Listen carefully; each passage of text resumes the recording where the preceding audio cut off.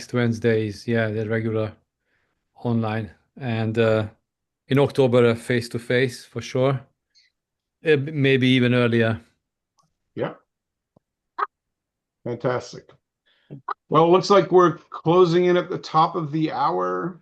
And Bradley, is that Bradley Ross there? I'm going to hit the live stream.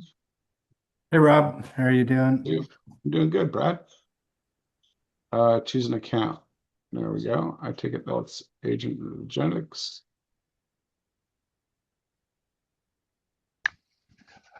There we Hey go. Rob, just quick one before we start. We Yeah, this is streaming to basically YouTube. Kaltura, right? This because accounting YouTube, yeah, only. and then it gets picked up by Kaltura as well. We have started. This is the top of the hour. But yes, yeah, it goes to Kaltura. We can go back into the archive. There is 2 to 3 years, I think, Mandeep. But yes, that hasn't all necessarily been promoted into the public archive.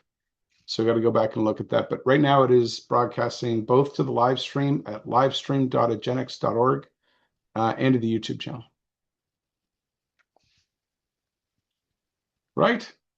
So welcome everybody. Ruve is on vacation with the family, busily enjoying a week doing family stuff and traveling about, apparently in a region that's not particularly warm. So he's wearing an extra layer while Dragon is dealing with some extraordinary temperature over in Serbia. Sounds like a bit of a heat wave. Excuse me. We got a bunch of stuff that's going on. So, and we've got some lightning talks today. Robert Sheehan should be joining us. Is that right, Mandeep, from London? Yeah, Shihan is already here. Yeah, he's on the Okay. call. Okay, super. And then okay, and then as well, Ocean. Ocean from Line AGI has got a demo that he's going to be sharing with. And then let's just take a look. We'll see what we've got here for Luma events coming up. We have next Wednesday is the Agentics Foundation London's bi-weekly live coding and showcase. And then next Wednesday, as well as the Halifax Foundation meetup.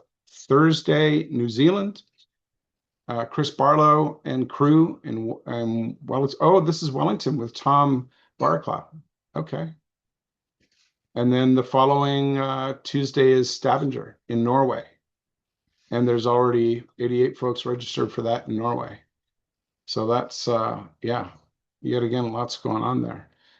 And Brad, we are closing in on the last legs of the fall summit in the Muskokas in September. Is that right?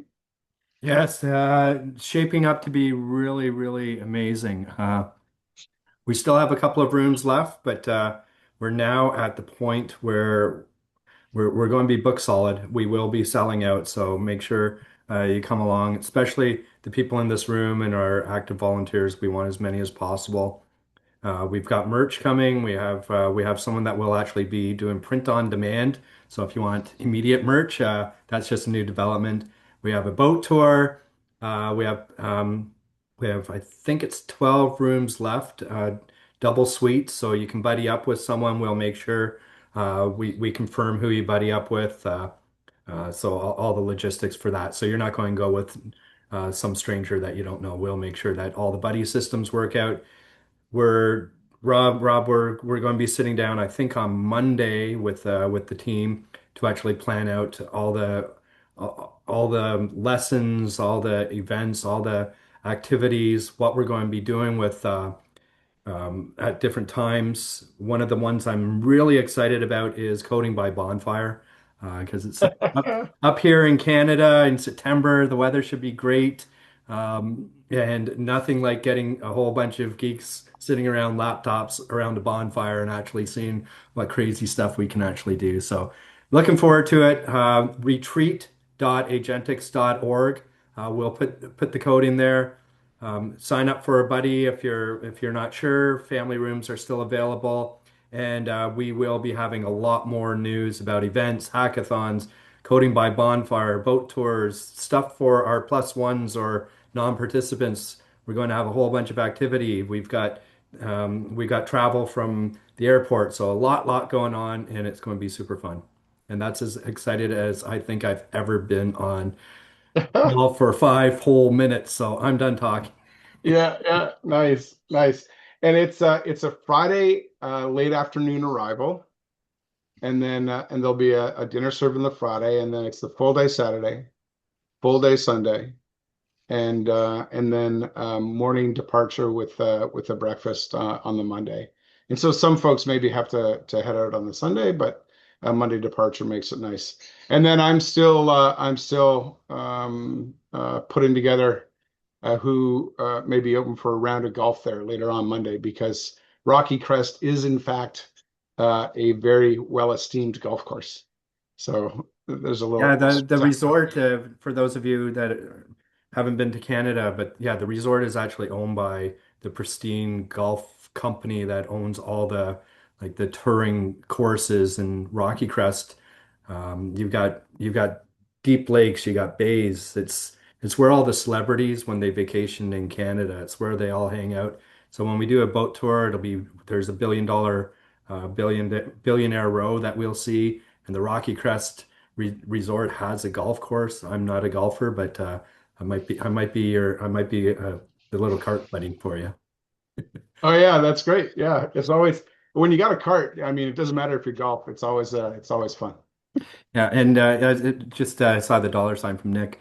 Everything for the package, your travel, your food, your accommodations, everything's covered. Add-ons like if you want to go golfing would be separate, Yeah, and and for your plus ones, if they buy something at the local farmers market, you got to pay out of your own pocket for that kind of stuff. yeah. And there's a lot of folks that are bringing their plus ones. So there'll be lots of folks, lots of things for other folks to do. Spouses and what have you, that aren't necessarily into the deep dive tech and coding. So it's a great setting. It's going to be a lot of fun. Budapest was an incredible trip, and lots of members made it from all over the place. So this is akin to that kind of event. There's going to be, and then as well, it's being sponsored by Cognitum, and they've got some tech releases that are going to be there, and Ruest's going to be giving some demos. So there should be some really, it's going to be a great weekend. So we've got open time to be able to talk about a number of different topics or to cover a bunch of demos. I know there's a lot of folks are working on some really neat things. I don't want to put you on the spot necessarily, but I got to call out some names for some suggestions if you want to do a demo or a lightning talk today. I know Ocean's got some stuff that he wants to show. I'm really curious to hear about the project and that you have rolling. I've seen some stuff on LinkedIn that looks really interesting. So if you're inclined, and Nick, there's meetup being planned for Chicago as well. Did you want to tell us a little bit about Silicon Valley and how that all went? Yeah, the meetup in Silicon was great. There was, probably close to 100 people that came, which was great. And Reuven showed his Musica app, which the crowd loved, and it was a great time. There was a combination of developers, people from plug and play, like startups that were in the building that stopped by, and a lot of you know Chris Kyle's friends from Silicon Valley that came by, all business people and stuff like that. But and there was also a lot of Reuven Cohen like fans, that were thrilled to have him there. Like they come up to me and they're like that's the guy that made Rue Flow, and Rue View, like they couldn't believe it. So that it was there was some it was Reuven was a real celebrity that day, more than usual, I would say. And people knew who he was, and they were really excited and running up to the front and like, I can't believe it's Reuven Cohen, I can't believe it. Like, so it was that was pretty cool. And there were some t-shirts from uh Cognitum that we handed out to the crowd. So people were pretty happy about that too. We had a lot of members from California join us, even some that made the trip from Orange County and south. And so, 9 hour drives and that hung out with us. Antoinetta was there.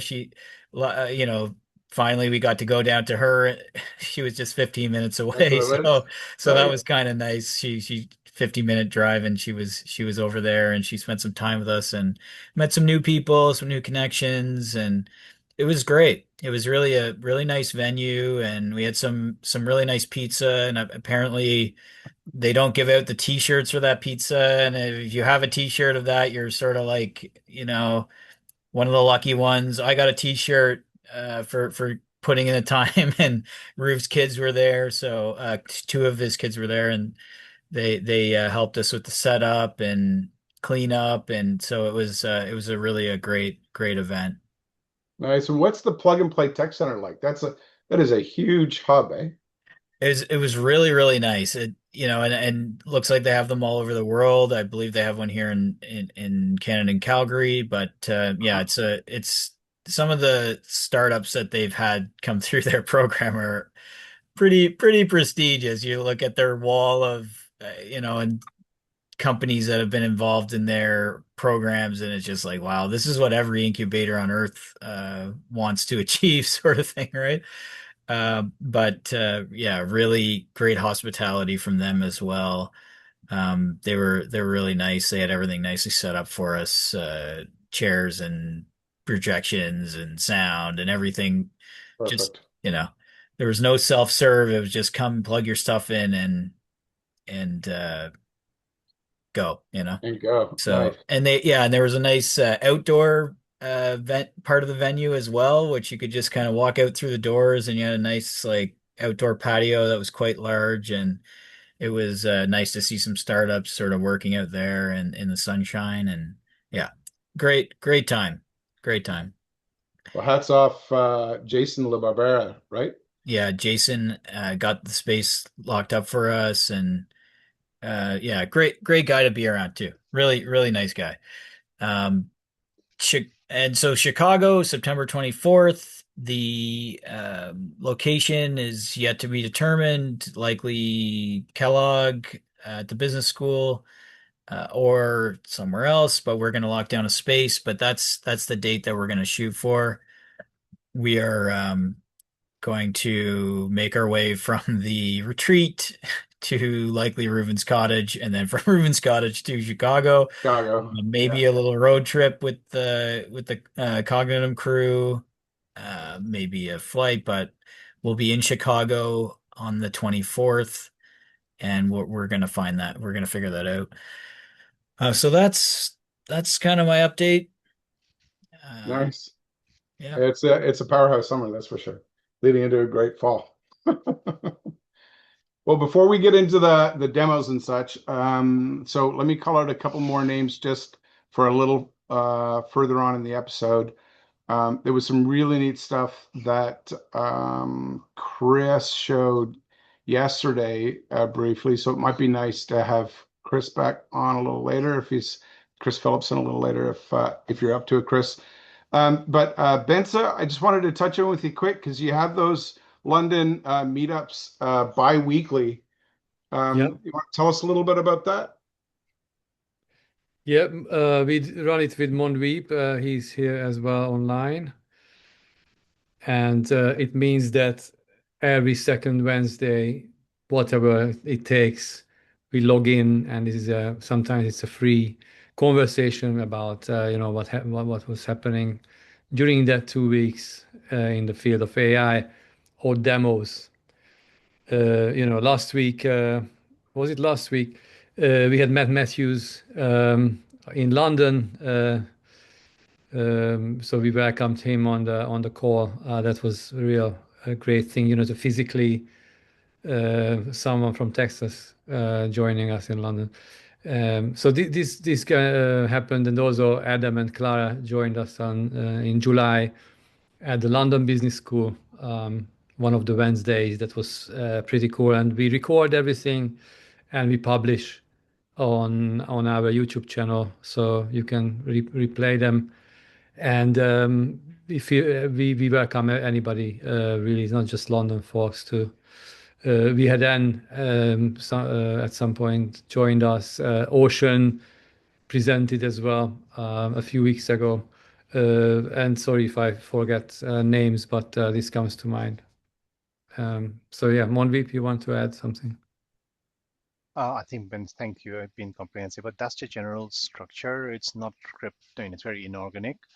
Sometimes we got quite a good cohort, sometimes it is limited, but we kind of tend to have this cadence of every 2 weeks, just have a session online that anyone can join. Nice.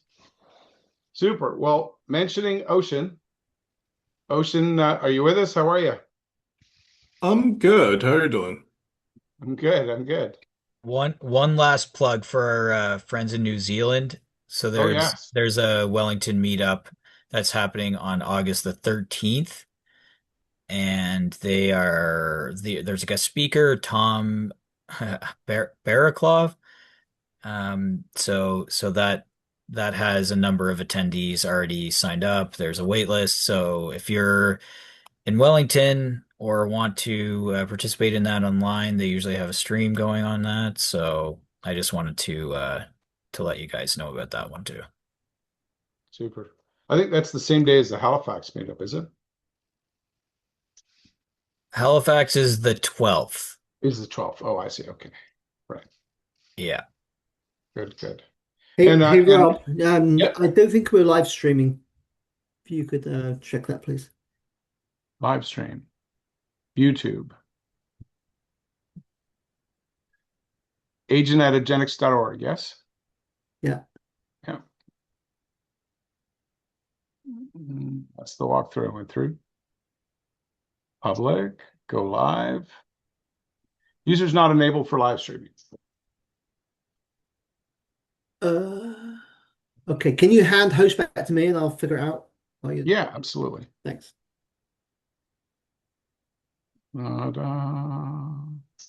So right now you're set as co-host. I'm making you host. Yeah. Okay. There you go.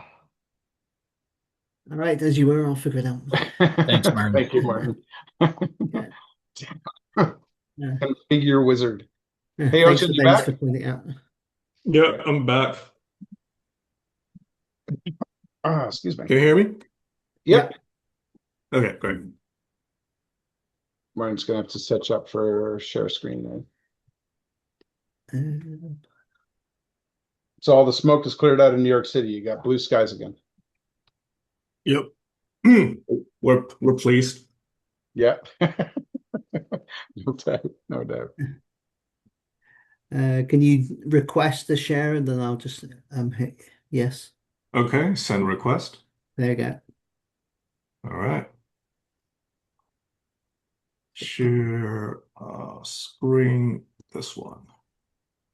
All right, are you guys seeing the screen? Yeah. Yeah. Mission control. Oh, there we go.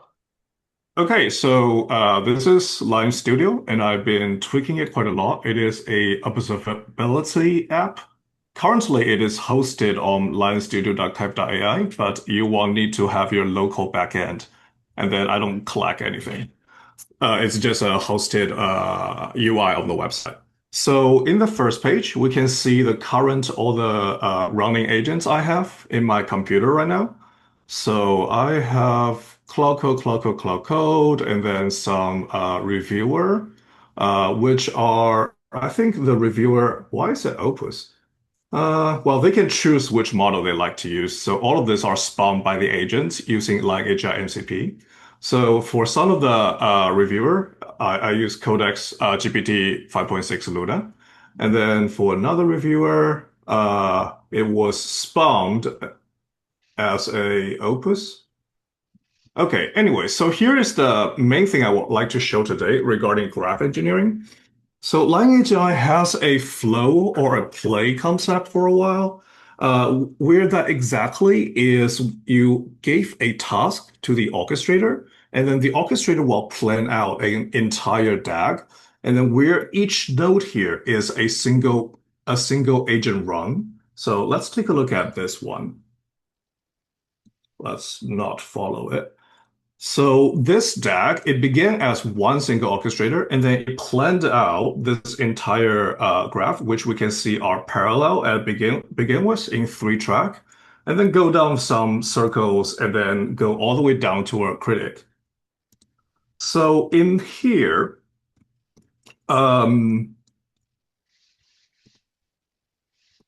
it's quite a lot of things within this app. For example, you're able to see the artifacts right in front, right in the app. So you would see like exactly what is the artifact handoff among the agents of what led to a certain decision. Because I do not trust whatever agent says, I only cares about the handoff and the artifacts themselves. And as they go, here. Okay, they didn't expand anything here. So LangAgent has a system where the flows are reactive. So for example, let's say there's some agents going on over here, and then as they are doing their work, they say, oh, this is a difficult problem that I cannot solve. They can escalate that to another agent, and then that will actually extend the DAG while just kind of let it keep on flowing. So this is a self-expansion deck. So sometimes it begin the deck designed as a 19, and then when you come back and check, it might be like have 30. So that is the main gist of Line Studio as a observability platform. And I do want to show the operator. This one will use your cloud or codecs underneath. And then an idea is with complicated UI, I do not want users or myself to learn it. I would like some kind of agent panel or to interact and manipulate the app for me, where I only get the information that I need. So for example, I can say, well, let's say, what can you do? The cool part about observability is we're looking at the ROM right here that I just opened over here. And then, well, let's take a look when this guy finished. Which one did I use? Did I use Opus? Oh, yeah, I did use Opus. Okay, and then I'll say, what can I do? So I can read RUMs, I can read inventory, it will be able to see which view I'm at and tell me the information. So I would like to go to this play one and I'll ask it, so which page am I looking at now? And what does it do? What does it do? And what info can you tell me about the structure itself? Is it sound? How should, yeah.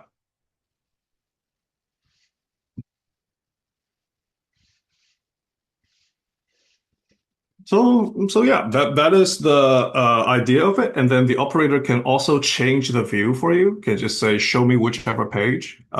This might be helpful in very large apps as this grow. So yeah, that's kind of the presentation for today. And then all of this work, if they are not like naked Cloud Code session, like you directly open from the terminal, all of this are spawned by Lion MCP. So Lion MCP will allow any agent with the access to MCP to use sub-agent, to use orchestrated graph, so you know that Codex, other than the Codex Ultra, doesn't have the sub-agent features, right? But give it a line MCP, and then any Codex session can do it. Put it to Cursor, Cursor can use it. All right, so that concludes it. Thanks, guys.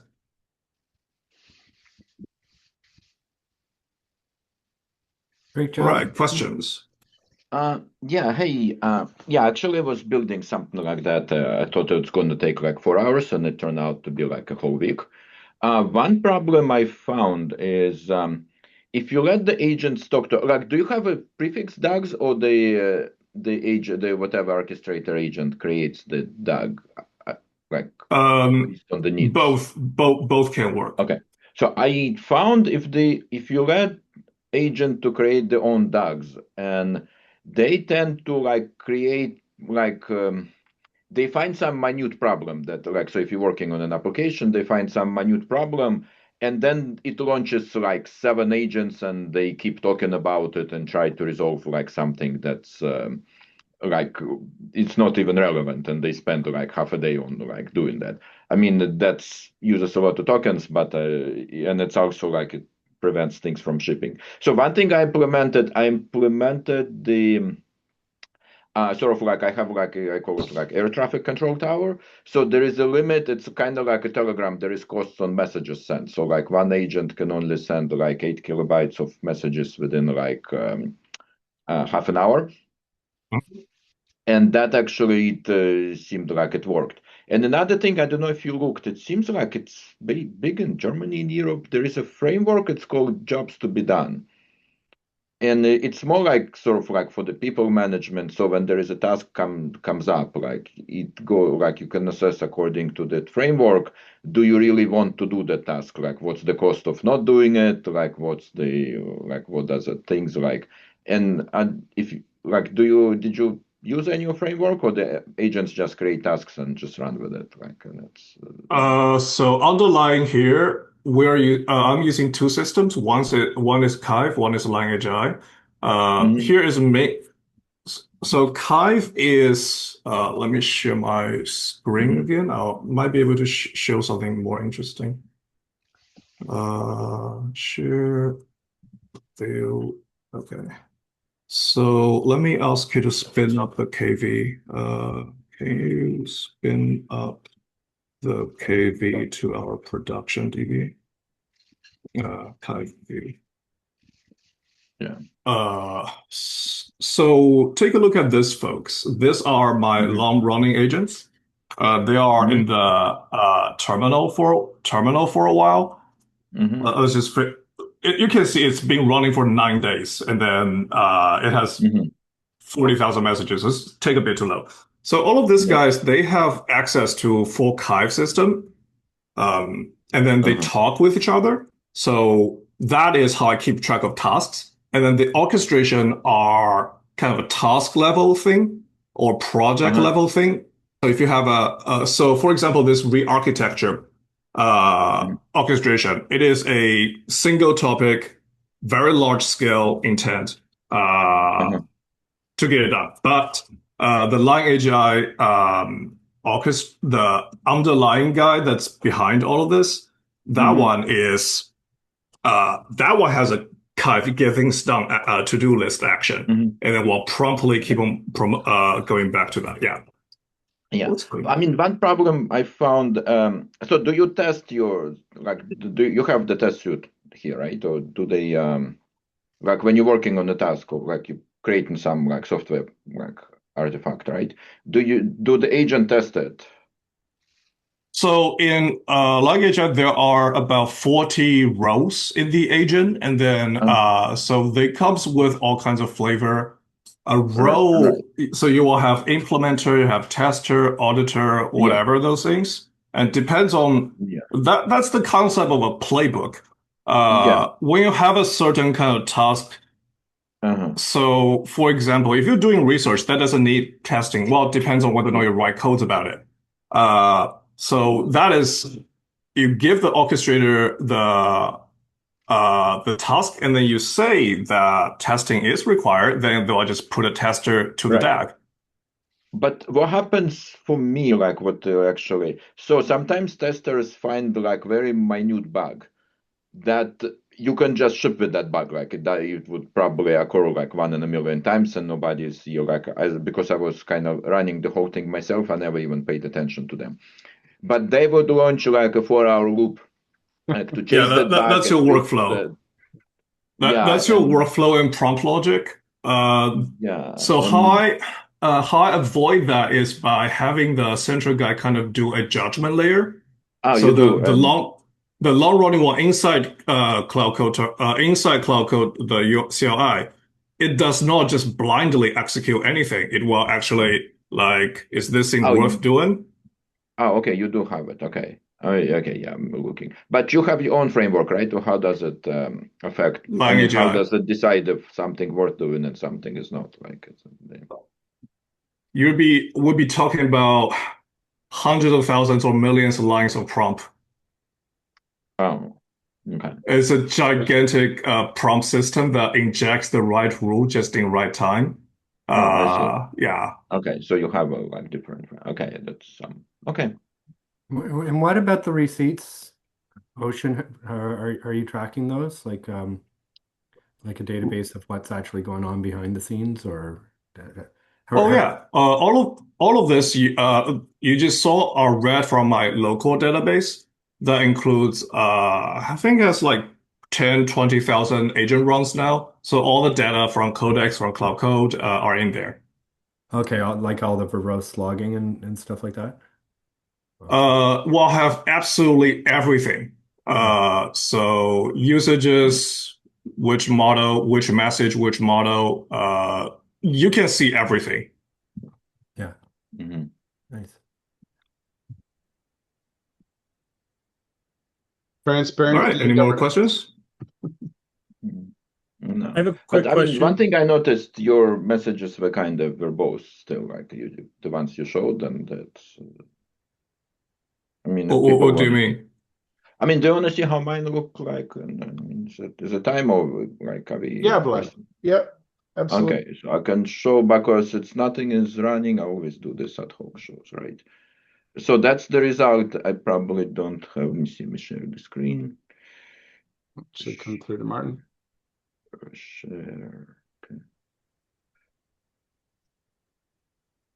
So I had the prompt tweak and I stole stuff. Yeah, so this is the whole system, and this is what agents talk to each other. And I don't know, recently I started to like only doing the text ones. And basically, if you see like there is okay, you see it, yeah, because the Zoom's blocking my view. Like you see all the messages, they actually like they're very short because otherwise like that prevents like you see like I track the budget of how long each takes. And the messages they look like that, they're very like telegraphic because like every time there is a whole system there that if an agent sends more than like 2 kilobytes, it basically injects the prompt and says like, hey, talk shorter, and there is rules, right? So they use lots of emojis. They use like a very like telegraphic kind of things. Like so, like this is the like typical message when they run. They so that was what it's probably in 10 minutes. They're very telegraphic, basically. Like in the like so there was an audit. They completely yeah. And I noticed yours because that's how mine was talking. You have these pages because I think you're using Opus 5, right? Right now. Well, there are so many models there. Yeah, I noticed Opus 5 is so verbose like now, and it Yes. just injects, it just creates a bunch of dribble. I had to like reset it with prompts, and this is the results of that because they use lots of references. I actually stole stuff from Bradley. I like put the like emoji symbols and everything. So there is a vocabulary of emojis. So if there is like 3-4 sentences of like text, we just say use the emojis, like and so this are like how mine look like. That's what's gonna show that. Neat. That's cool. Yeah, there's a couple paths there. The work that a number of you doing with Brad, you're doing on the neurosymbolic, which plays a number of different roles, not the least of which is compression and efficiency, and the removal of ambiguity. I say, would that be a decent way to phrase it, Brad? Yeah, I've furthered the my research quite a bit further. So it's ambiguity is the one term. It's really making sure that things are precise, and it's actually more on the proof side. So not just saying this is what I want to do in a very concise, precise manner. It's having the proof. So when the agents go through, if you have a daisy chain, they're able to actually quantify each step. So you need a simple loop or a recursive loop to make sure that the agents go all the way along. But I love what Ocean's doing. I'll touch base with you next week, Ocean, if it's okay. I'm up here in cottage country, so I'm trying to do a little bit of vacation. Got company coming in an hour, but want to touch base on kind of the receipt side that I was talking about because I've just got something that I was just going to publish in the next day or two. So it might be it sounds like you already have everything. So, but like to see if there's something that I You could mean add. the log and tracing? Yeah, log tracing. One of the things that's on the interpretation while still being precise and not your agent's not lying to you. So it's kind of a guide. Mine's a little bit more similar logging and tracing that you have, trying to grab absolutely everything. But it's more now. What do you do? What is the guide for either a junior developer, senior developer, or even in my case, when I send a report off to a client saying this is what the hell I did. And So when you orchestrate agents via Line AGI wrapper, Line AGI actually does a lot of things to it and monitor the context in real time. So let's say the agent has some kind of escalation request or needs. It just needs to say it in its text response, and Line AGI automatically spun it out, and then this agent can continue this to run. So Yeah. all of these are traced in real time. Every single time there is an event, the system can react to it instantly. So I guess in Oh, that that's case, I can think of one like put a AISP translator. Let's say if agents are not natively very great at writing AISP, and then you get a translator there, well, we detect that, we intercept the resistant message, put it back to AISP when it comes to communication. Just some ideas. They're like but even your like your trackability, like being able to identify, because even as a developer, like it sounds like here's a bug or something that the agents just couldn't figure out. Well, you can find out the chain, what is the actual root cause without, in my case, it might be 20 prompts to try and find out a root cause. This, you're actually going through and you're searching a database yeah. to identify here's the root cause where everything branching off that. No one else can find that. I'm finding massive demand in the market for exactly what you're talking about. So for agentic workflow debugging, especially multi-agent, I typically just have a cloud to read the historical log itself. I'm just like, that prompt is weird. Go read the log. That doesn't work. Yeah, yeah.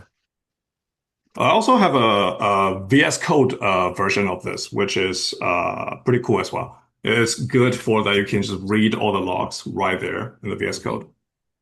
Yeah, I think I made a little Sentry tool. It's public. Like, so if you're using some like Sentry, it's pretty good. Like if when something crashes, if they dump or if they dump performance logs, like it can just read them, like they're very like organized, and it helps a lot with debugging. Yes, it's definitely very great for agentic productization. Yeah.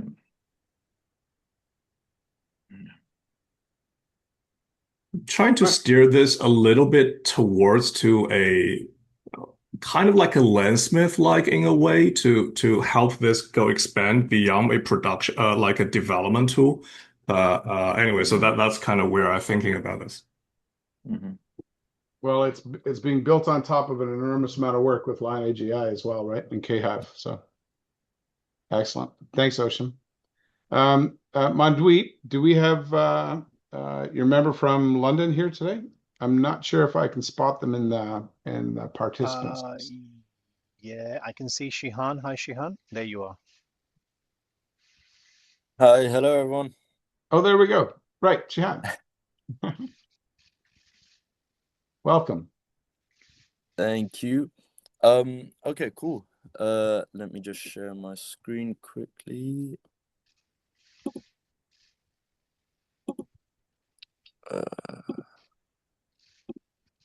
Can everyone see it? Yeah. Okay, cool, perfect.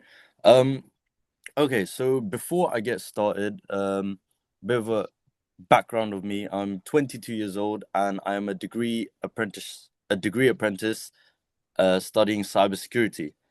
Part of my job role is I'm a security consultant. So essentially, I'll get thousands of vulnerabilities thrown at me, and my job is to contextualize it in a business aspect, prioritize it, and essentially help with the remediation.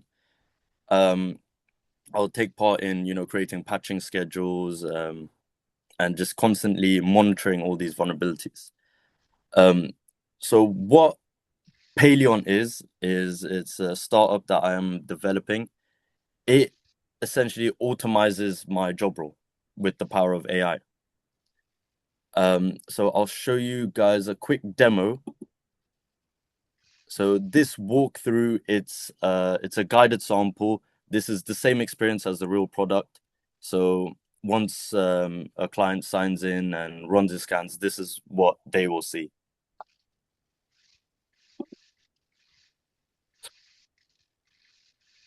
So this is the dashboard. This is the main overview after a scan is run. So as you can see, it says the number of findings that there are, the vulnerabilities, and tells you which ones are the most important. As you can see here, it says needs you. So this is where it's contextualized and shows the most important ones. Here it has the compliance readiness. Here you have a list of in what order you want to sort out the vulnerabilities, and there's a score trend as well. So every time you run another scan, you can see the trend if your vulnerabilities are going down, up, wherever it may be. So yeah, once the scan is run, this is the main overview. On the right, you have a little chat box here. So we'll get into that part later. But anything you want to ask about these vulnerabilities, you can ask Paleon.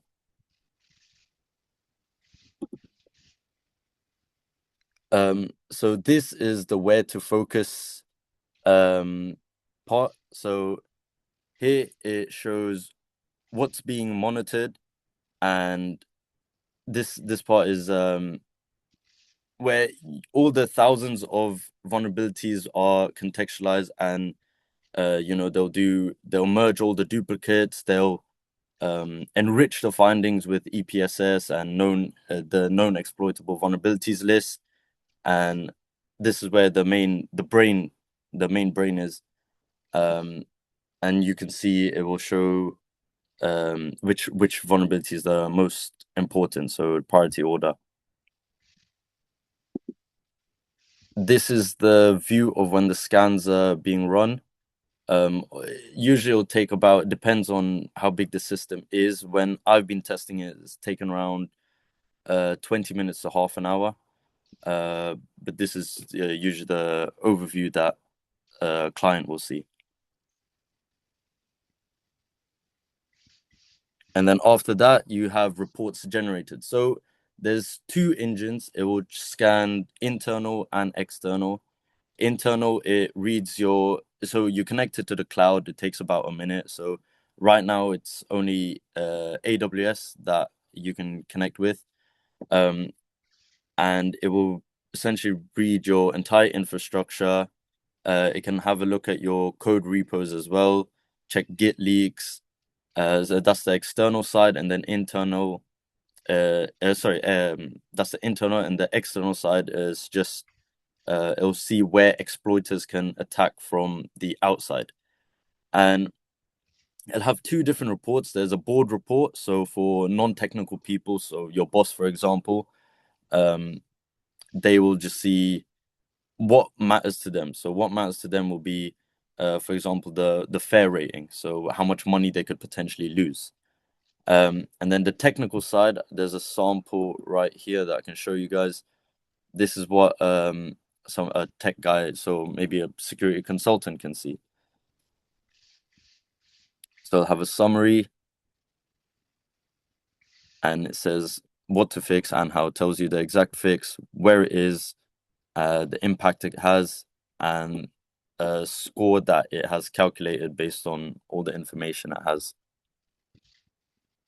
And Sheehan, I'm sorry, I missed it at the beginning. Is this open source or you startup?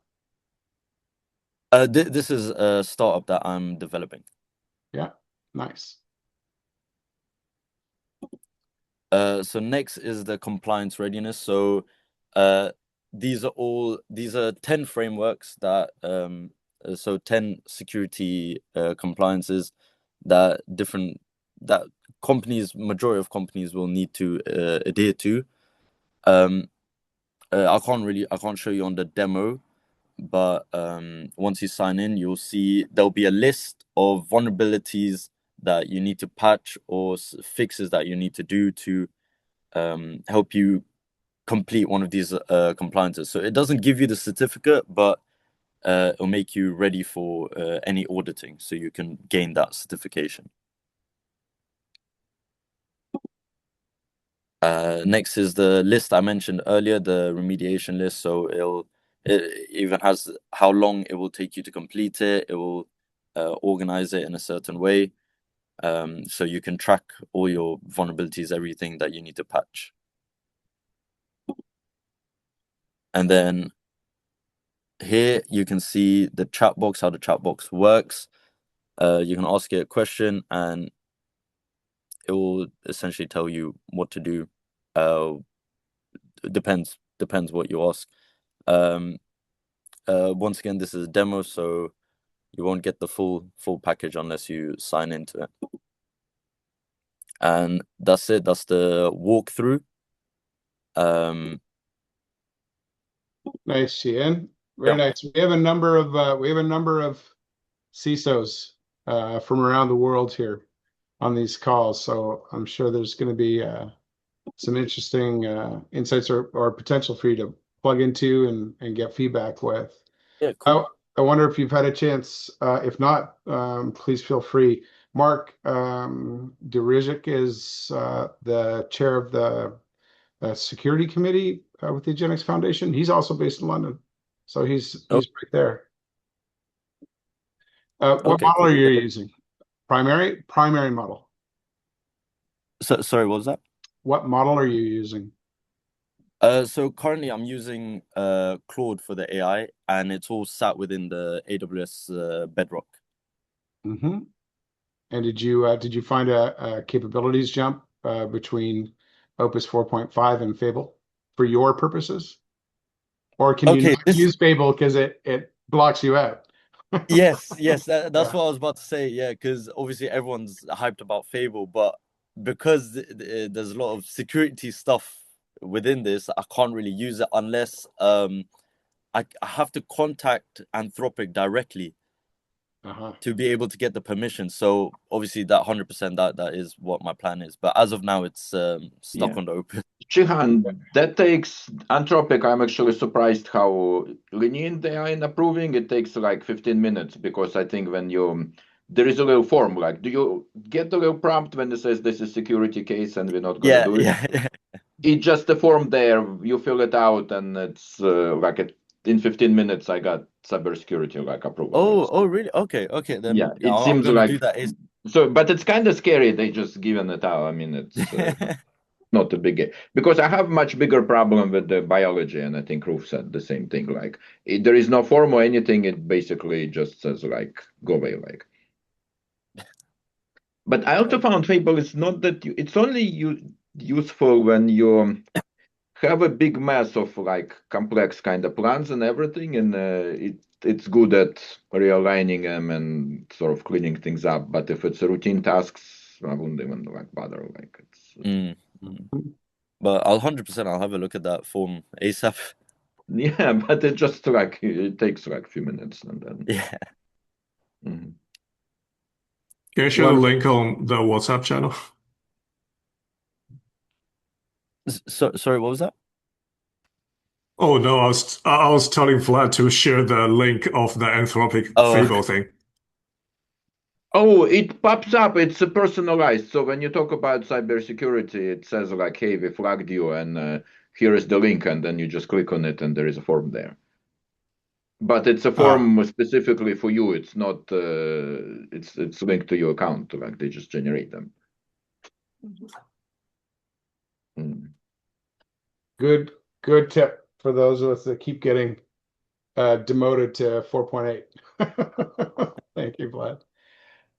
Thank you, Cihan. It's great, wonderful. Look forward to seeing you plug in there with London. Yeah, one quick one. Cihan, were you hoping for something like? Did you have any questions from the community? Was there something that you were looking for? So essentially, I'm just looking for any feedback. So, would you trust this product? Would you let me, try it on any systems that you might have. I'm looking for partners as well to help me develop this. Yeah, so design partners. So anyone just simply just with feedback and willing to help me test this and create this product. Fantastic. Drop your LinkedIn link too in the chat. Sure, will do. If folks are interested, they can reach out, touch in with you. Cool.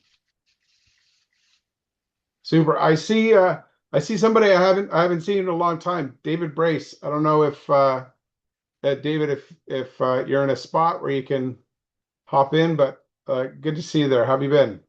Hey, how's it going, guys? Can you hear me okay? Yeah. Yeah, I'm doing good actually. Got at Salesforce at their headquarters in San Francisco.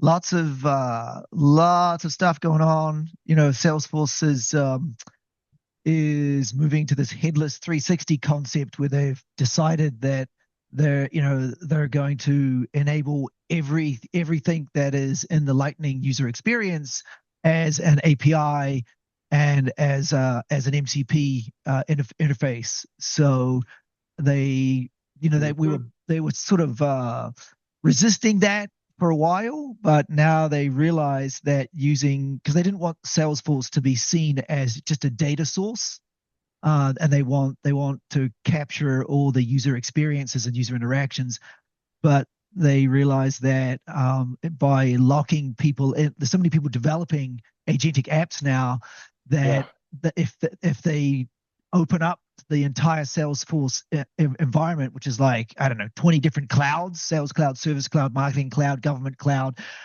Slack, Tableau, Informatica, Data 360 Cloud, you name it, that they've got, they're a $40 billion company, right? So they can lock more agentic systems into using their platform by opening up the platform as a system of record.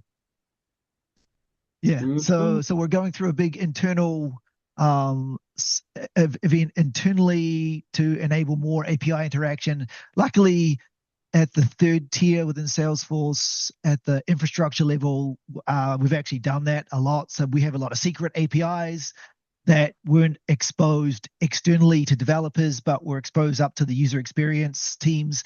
Now we're just basically opening them up. So lots going on there. And then me personally, I'm actually working on. I've been working for a few years now on a stock trading system. I've done a big amount of work on semantic analysis, where I can actually read any stock you want. I can collect all of the news from finance.yahoo.com, which they're pretty strict about stopping people. They have a lot of anti-bot protection. I figured out how to get all around that and read all of the news from any stock and do full sentiment analysis on that industry standard sentiment analysis. Yes, and then I'm augmenting that out. I'm doing that work with my brother who lives in New Zealand, and so beavering away on my own personal stuff as well. So doing lots of stuff, man. And one of these days I'll do a demo of it for you. But got to be careful with stock trading stuff, right? Because the SEC gets a little persnickety about people talking about using agentic technology to recommend and trade stocks. Yeah, it is. There's some monsters in those waters, a little bit. Yeah. But I mean, there's certainly, applying the technology to marketplaces with real-time data and so much rich information surrounding it. It's there. A lot of folks are working on that, so I'm excited to hear how it progresses. Let me ask you real quick: how would you rank sentiment analysis versus published insider trading as right? So I've been doing a lot of research on this recently, actually, because I just wrote a huge big spec on this. And so there's a very well-known information theory around stock trading, in that stocks generally move based on the fact that information is published out into the public, right? So anybody, most general people, other than specific traders that work for trading companies, most over-the-counter traders are trading based on news and information that they gather in the public. That's how they make their decisions. And sentiment analysis is how that you generally do make that, how a general person does that. So sentiment analysis actually really important. It's the general way in which a person makes a decision, makes a big component of the decision making to trade a stock. For example, I wrote in my entire system will read 100. So you put in, IBM. It will go and read 100 news articles from IBM, the latest ones, and then extract out just the pure text, do full sentiment analysis on it, get all the meaningless stop words out of it, and actually cache a copy of that in a lightning fast memory map database, and then do full sentiment analysis on all 100 articles in about 2 minutes flat. Right. So super, super fast, which is about, I don't know. And then I calculate how fast it is compared to a human being doing it. Generally, it would take a human being about a week just to read 100 articles. And then if they have to do sentiment analysis on each article, and then do a spreadsheet and figure it out and net it all out to a number, that's about a week and a half. And I calculate out, if you were to pay a financial consultant to do that work, it's about $30,000 for that week and a half's worth of work.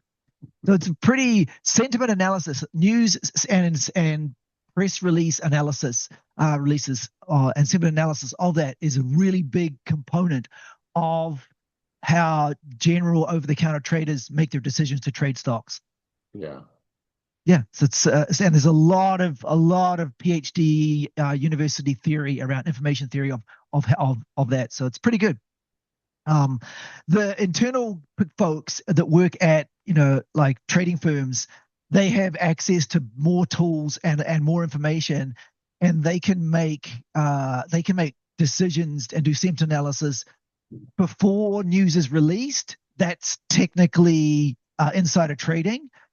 So what they do is they spend a lot of time obfuscating their trades to actually split their trades up and do trades in dark pools so that they can't be tracked by the SEC for making trades based on pre-information that they have for an upcoming news release. And that definitely happens. So I'm building a system now that actually looks for those patterns. What it does is you give it a stock that actually moved after hours or after a press release, and then you say go back in time and then look at all the trades for the last hour before the news was released, the last 2 hours, the last day, the last week, and figure out if there were patterns that happened where people traded before the news was released, and then you can train a model to identify those patterns. So that's what I'm working on now. Right. That's trailing the technical or positional advantages of the big players by signal. Well, you look at the news release, yep, right, and then you look at a stock that moved a bunch because they released news, and then you go back in time and you look at the institutions and figure out whether they traded it before the stock before the news release, and then you identify those trades, and you train a model to treat that as a trading pattern. Yeah. It's a fascinating space with some decent upside on the other side. Yes, that's why I'm doing it. Yeah, right on. Excellent. That is. So that's what I've been up to. Plus, I try to hang out with you guys as much as I can. And there's lots going on here in Silicon Valley. I missed the Silicon Valley. Ruve was out here. I was way too busy. I couldn't attend, which really bummed me out. By the way, are there any videos of his event out here? I'll have to check in. I'll have to check in with Jason and the team. But I think there was some local through the plug and play. But we'll find it. And there'll be another event, I think, coming up. I think they're talking September or something along those lines. So, okay. And also Seattle too. I don't know. Do we have Barry Hurd on today? I don't think Barry's able to. Oh yeah, there's Barry. I don't know if he's got. I think Seattle is coming up soon too. But always good to see you, David, and fascinating to hear what your projects are. I know there's a bunch of guys that are, you'll find there's like minds in the various WhatsApp channels on that topic. That's for sure. Yeah, I need to reach out to some of the guys that are on at the Agentics Foundation that have done work in the stock trading. It's really information analysis space, because Yeah. doing the trades is easy. I don't need to automate trades and trade execution. It's Yeah. the information analysis. So I want to reach out to some of the guys that have done some of that work and see if I can leverage their thinking or some of their code. Ocean had to run, but he is an He's in that official space. quant. Yeah. Yeah, I know he's a quant, which is awesome. Yeah. David, I'm going to put my LinkedIn. I'm involved with the company, and we're focusing on adjacent to what you're talking about. Nowhere near, nothing within the same exact vertical, but we're doing something else with regard to math and trading Awesome. and bad guyness eliminations. Yeah. Thanks, Brett. Nice.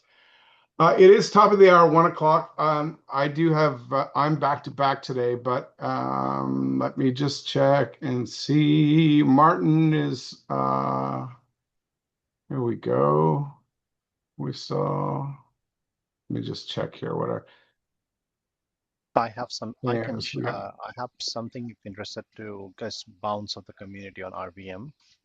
oh yeah, okay. Basically, it's me playing around just to understand what it is. Shall I?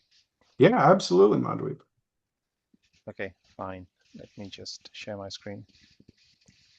And then let me just ask quickly, Nick or Ofer or one of you available, I can pass off the meeting reins. You can pass it over there, Rob. Super. Thank you, Nick. Can you see my screen? Yeah. So. Okay. Great. 1 second. Just need to adjust this window so I can see everyone as well. All right, good. That's good for me. So I saw Ruest's post, I think earlier this week, where I don't have the post open in front of me, where he said announce RVM, or as I'm saying, Rue virtual machine. The premise being that agents don't fit into virtual machines. They need something that understands and how they think. He's positioning RVF, as we know, Rue vector format is the combination of everything that the agent needs. And I think he's positioning RVM as the governance layer around agents and the behaviors of agents. So the post is quite interesting.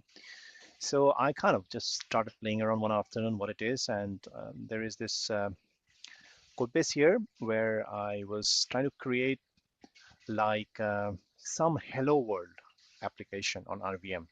So I could understand the capabilities of the system and what it does, what it doesn't do. And so that's what the hello app here is. This is available for you to review as a Netlify site. I'll put it on the link. But broadly speaking, if I come down, as I understand, and I would really welcome inputs from anyone who has explored RVM as well. Please keep it interactive. For me, the way I'm understanding here is the fact that a question of, I think, if we look at it, RVM's bet is that AI agents don't need a fake computer like a virtual machine to run. They just need a box with a lock on it and a logbook by the door. So a partition, which is the box, the lock is the capability, and the logbook is the witness log. So almost everything else is machinery. So it's basically maintaining an immutable proof of what every agent is doing when. And I kind of heard echoes of like organizations always struggle like, okay, POC to production for agentic AI. And the questions from legal compliance, etc., the concept of an AI twin or like digital twin to how do we ensure, I kind of felt echoes of what RVM would be in an enterprise setting or the impact. Hey, Mandvip, so sorry, like, I think your window, is it just me or is it for everybody? Your window is shifted. We only see the, like, a quarter of it. Is it? Oh, you don't see my screen? We see your screen, but I don't know if it's just me. I only see the quarter of your window. I think. Yeah, it's looking a bit. I got it too, Vlad. It's looking kind of weird. I only see the right hand. Yeah. part Okay. of it. Much Yeah, that's better now. Yeah. Because I resized the window midway. Oh, So my bad. Okay, so I guess you may not have seen what I was showing earlier on. So We saw like obviously, a quarter, like the right quarter of it. okay. Again. So this is the repo from Ruest about RVM, where he is trying to introduce the fact that agents don't necessarily need a virtual machine on their own, but use the concept of coherence, which is the energy in the system, as we have discussed before. And for me, like, to keep it brief, I tried to create some Hello World apps. And those Hello World apps were, I'll come to that in a second, but we talked about the fact that, agents need a machine. They need the right level of trust management, and basically a logbook of who's doing what, and then making sure the agents that are working together are closer together, so they, it's more efficient, and deciding what agent can do what, etc., and so on and so forth. So there are a number of crates. Those crates include, for example, these are RVM types, the shared vocabulary, things like who issues the keys, the logbook, which is the witness chain, obviously the RVM partition, which is the boxes through where the agents will operate. You can go through it. I'll put it in the chat. But this is what I was trying to do here. Here, for example, the first demo that I did was, if, for example, we have a chain of actions that agents have done, and what is the possibility of making sure that it is immutable. So if someone goes and changes certain things on it, is it caught on? Again, something has happened to the diagram here. It's not showing what I was seeing before. And then the other point is that who mints the keys for agents to do certain actions. And again, I do not know why this is showing like that. Let me just change it here. Yeah, something has changed. Apologies for that. But there are certain so if I go here, I mean, this is better maybe. So it was like the first one was the witness hello. So if you do a hello, and then if we change something in one of the records, then is it caught or not? Similarly, if an agent, for example, has only read or write permissions, okay, I'm on a wrong, sorry, it's really playing up for me here.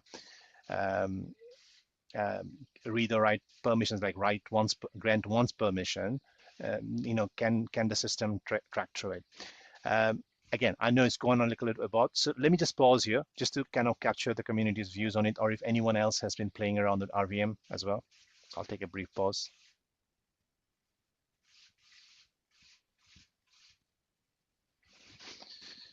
No? Okay. So I guess this is, I mean, I'll put my stuff in the link here, in the link in the chat here. Again, please have a look at it, and maybe next week we can have a more informed discussion with Ruby's here as well. But that is what I was been up to on exploring what RVM could do. And any thoughts from anyone about agent governance? Welcome that as well.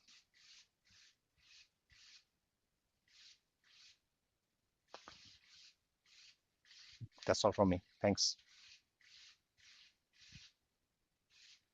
So hey, Monvipa, so are you spinning up RVMs on your machine and testing them? Is that what you're doing? I was just literally trying to understand Ruest's the Rue vector virtual machine. I think is how I'm interpreting it, what it does, what its capabilities are, because it was a bit technical for me. So for me, like, to understand what are the different crates, what they do, and effectively I was trying to validate my hypothesis is that does it solve the problem of governance of AI agents, what they do, how they do in enterprise settings. Because one of the problems everyone hears is like POC to production for many enterprises. And I think there is a concept of AI twins or digital twins, where you could prove beyond a reasonable amount of reasonably to compliance and legal functions, that AI agents can be given agency beyond just the productivity improvement use cases, but to actually do certain things in line with things like, the AI Act, or the, basically financial services, various acts about in insurance sector, we are seeing adoption. So how do you therefore make sure that you could backtest, for example, the Bank of England last month past, there was this AI consortium, this meeting minutes, which says human in the loop is not always possible. So they want basically AI agents to be find a way of back testing AI agents so that they could do certain actions without, which are more probably much more sensitive in production. So there are like a lot of regulatory, I guess, movement around finding ways of how do you certify. And this goes to the point of certifying AI agents as well.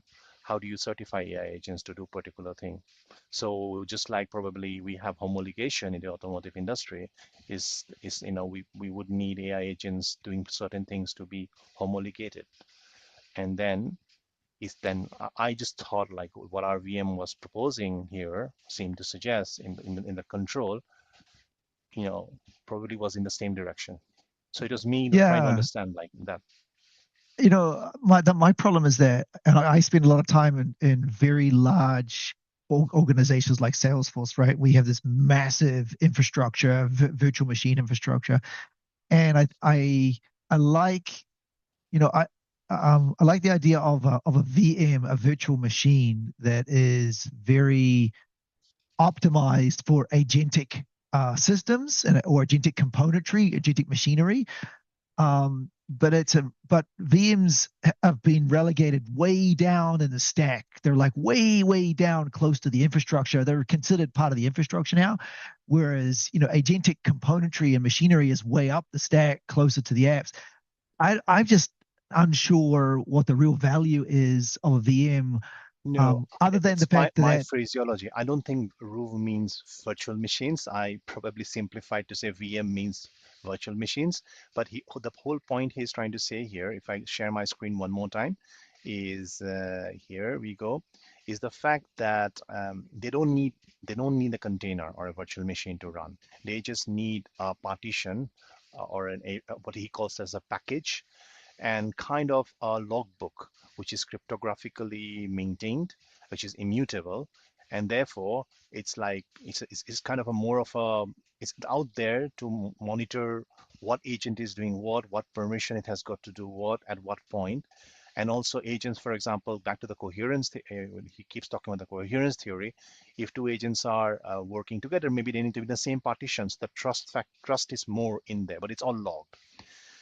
So, calling it virtual machine probably my bad. I didn't mean to. I've just elaborated, but the key point is that here, as it says here somewhere, if I go back to the PRD into the README file, is where it is this one. What this is trying to be. All right. Yeah, I'm looking at the wiki, the GitHub for RVM, and he is talking about hypervisors, right? They're long-running virtual machine. He does call them virtual machines, and it's a like. So I mean, RVM is an abstraction of a hypervisor, of a type 1 hypervisor. So it's hard to figure out, like to draw connections to the value of having a VM, other than like, yeah, you want to be able to. I find myself wanting to run agentic components in a nice little container, and I don't want to spin up a Docker. I don't want to run all these other VMs. I want some super nice little light, like safe container that they run in, and maybe this is the concept that he's going for. Yeah, just trying to figure out what the real value is that he's pushing. So here, for example, the machine, right? That's the ground. Then point is that packaging what may run at all. So should the boxes be rearranged? So what is the partitions, for example? Should they be rearranged in the space that I guess maybe there's a graph or in a setup? Yeah, I mean, I don't see this as a container per se. I think would be like nice to hear from him, I guess, when he's back, what he means by this. Yeah, where he sees this. I think so, because my some of these things are what Docker does. You can literally say what can run and can't run in a Docker image. That's what Docker was. That's this very first thing that Docker actually invented. Like you don't have to have an entire OS install. You just have literally the few bits of libraries that you want to run to support your code, and you're done. But lightness is and speed is important. Like I would love to be able to run a VM, run my code in VMs that are super light and super fast, and like with minimal complexity. So my diagrams have recorrected themselves now. So here, for example, the first demo that I was doing is that you've got a logbook and the logs, right? So I obviously have done a set of actions and it's in a chain. And I'm trying to go in and manually edit a record's content. Like if I check the chain, it doesn't detect that a record has been changed. The chain is still the same three, say that 3 records in a chain. But if I check, for example, the signature of the record, it fails. So he's built in a check there to say, okay, no one can tweak with the immutability of what agents have been doing. So that was the first demo that was demonstrated. Okay, so this is where, and again, if you have 3 records in the chain, and if I reorder it, it still picks it up. So that's what one of his packages and the crates do it. That's the first demo. Sure. Then the thing is that keys that can only ever get weaker. So the hypervisor is minting the root key, right? And then is giving a weaker copy. And this goes by the policies of how you may want to run AI agents, the governance aspect, right? Say you give the agents only a minimum permissions and they read only. So reads are allowed, it tries to write, it fails. So policy comes into play. But then you could decide, all right, and it could actually self-certify that because it does need to do something, but it writes in the logbook that I am self-granting a right to myself, right? So you cannot, you can only do it once. So that was the second demo, like I kind of did using Claude. Then this one, if I remember correctly, this was about, I still need to understand this a bit more. This is actually, yeah, I need to understand. Some of these things I'm still trying to get my head around. And so on and so forth. There were 6 of them. So this was about the partitions, whereby 2 agents talk more, right? Then that means the traffic is currently cross-box, so cross partitions. So they're in different partitions. So can we bring them together? Should we split them apart, or should we merge them in the same partition? So back to the coherence topic that he keeps talking about in the system. So it seems to be implementations of the various aspects that we have come across. But again, I'll pause here. Have a look, and maybe we can continue the conversation next time. Sure. Okay, all right. I'll stop sharing.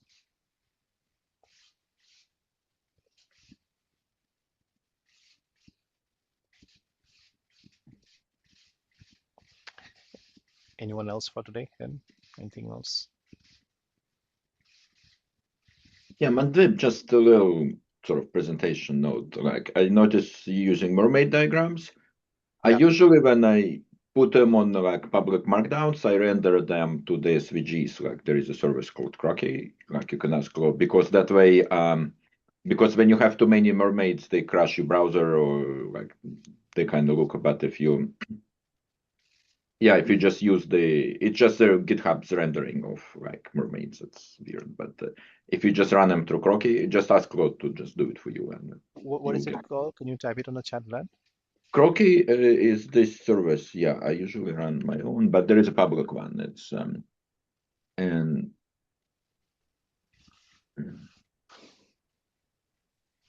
I'll put it. Let me find it.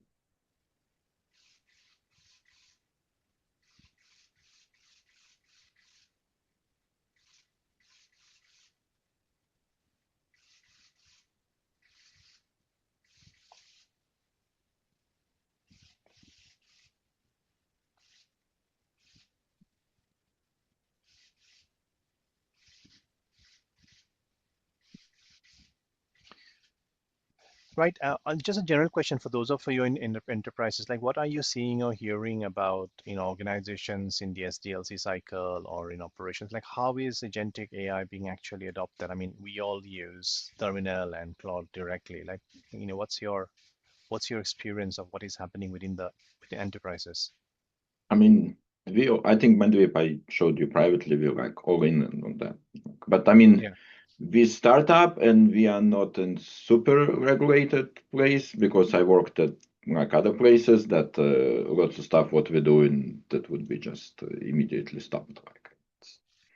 But one thing I found, like there is certain software, because one thing is I kind of rethinking how this software is even needs to be written, because the original one is you make the app like very generic, right? And then actually, let me rethink. So what's our problem, right? So there are two types of software, right? So there is something like Google Sheets, like, so it has no like any kind of connection to any business process, but in 10, 15 minutes, you can make a Google spreadsheet that like basically drives your business process. And that is a problem with that people create them, and it's after like few weeks to like after 6 months, it's guaranteed to be a mess. Like, because there was million spreadsheets and there is like nobody can make things, right?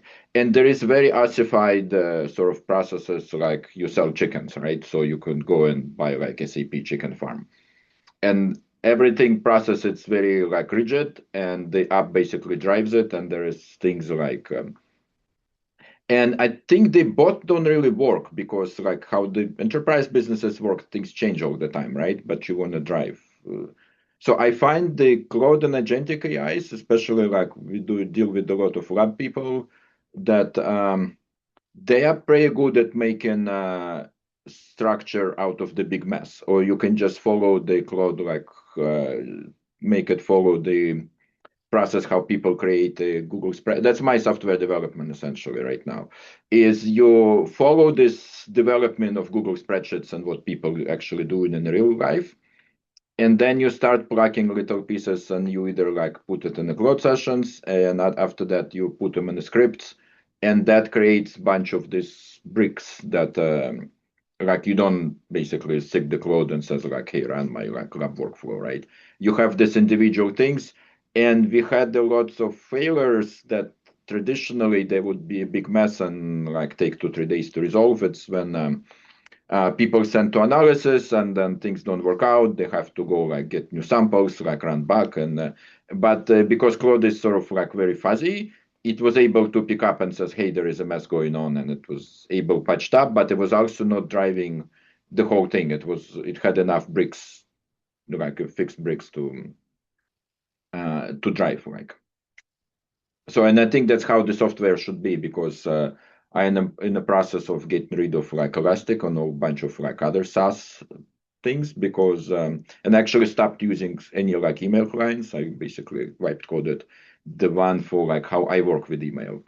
So I'm thinking that's kind of a trend. Is basically it's because so cheap now to create a custom software for specific causes, given that you have enough bricks like to do it.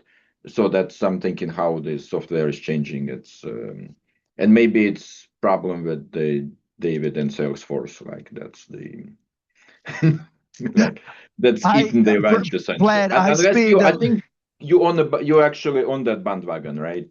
Yeah, I spend a lot of my time at Salesforce basically taking enterprise workflows and around Salesforce, all Salesforce clouds, and trying to agentify them. And man, you're right. So businesses run on workflows, and workflows are these processes that are kind of created by organizations or small teams within organizations.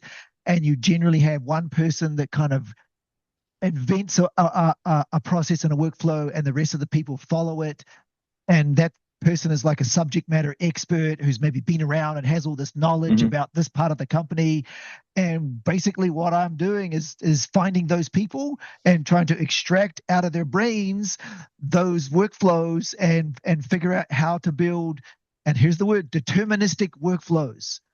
Because if they're not deterministic, you really can't use them reliably to run a company. But that's what I'm doing actually, because lots of workflows, they never deterministics, because absolutely yes. And what the agent, they have these deterministic pieces that you can actually code, and then you can get the agent or a person drive the non-deterministic part, right? Yes, yeah. So what I actually what I invented in Salesforce is this concept of what's called a golden checklist. And what I Mhm. found, what I find, I actually went out and interviewed all these teams for this particular Mhm. project, and I found that there were like 12 teams across all of Salesforce that were doing the same Mhm. job, and they have their own methodology and their own process to do the same thing, and they all focus on different components. But I audited them all, put them all together, and actually put them into Claude and Gemini, and made one golden checklist, one golden workflow out of all 12 of them. And I asked them all to review it, and they all hated it because I had taken all of these 12 and created this golden checklist, this golden workflow, and they realized that they were all going to be out of a job, basically. And that's one thing that happens when you do this, is that people start to realize, oh, you're automating something that I invented 10 years ago, and that this entire part of the business runs on. So that's why I'm sort of lucky that we're in a startup. Nobody it did not exist 10 years ago. So that's nothing has been around, and people actually with so short staff to so anything you automate. So I'm trying to automate things that people hate to do. But one thing is actually that's a good place to start. That's absolutely the best place to start.